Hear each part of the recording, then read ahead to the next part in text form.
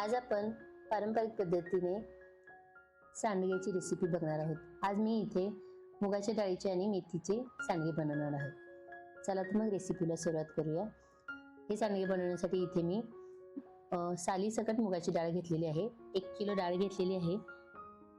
ही आपण आता 2 ते 3 वेळा स्वच्छ धुवून घेऊया।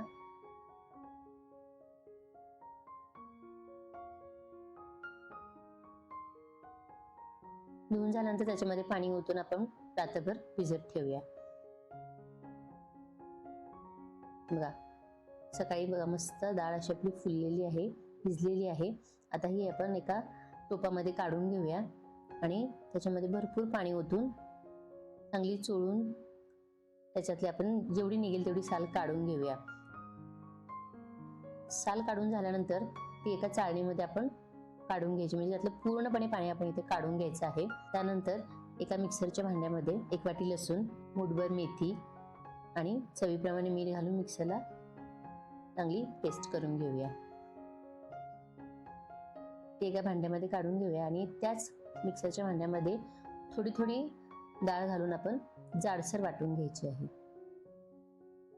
बघा अशा प्रकारे आपण रवा डाळ वाटून घ्यायची आहे। अजिबात पेस्ट करायची नाही। पेस्ट केल्यामुळे काय होतं, सांडगे एकदम घट्ट होतात आणि व्यवस्थित शिजत नाहीत। म्हणून आपण इथे ना थोडंसं रवाळच ठेवायचं। असं पीठ लागतं आपण जेव्हा सांडग्याची भाजी बनवतो, म्हणून आपण इथे रवाळ डाळ वाटून घ्यायची आहे। सर्व डाळ आपली वाटून झालेली आहे।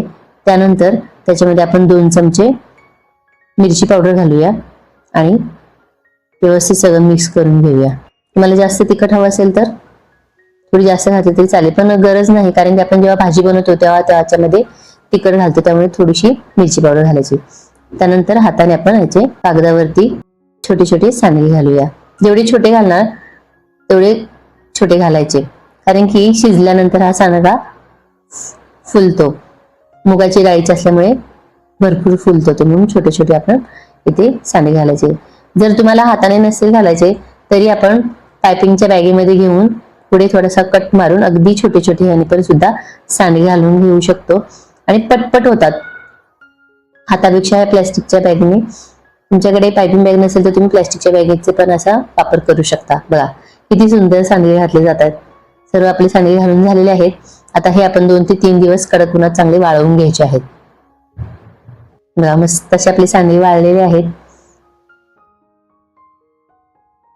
अगदी वर्षभर छान टिकतात। खायला तर ह्याची भाजी तुम्ही सुकी भाजी किंवा पातळ रस्सा केला तरी मस्त लागतो। तुम्ही सुद्धा ही रेसिपी नक्की करून बघा। तुम्हाला माझी रेसिपी आवडली असेल तर माझ्या चॅनलला लाईक, शेअर आणि सबस्क्राईब करायला विसरू नका। थँक्यू।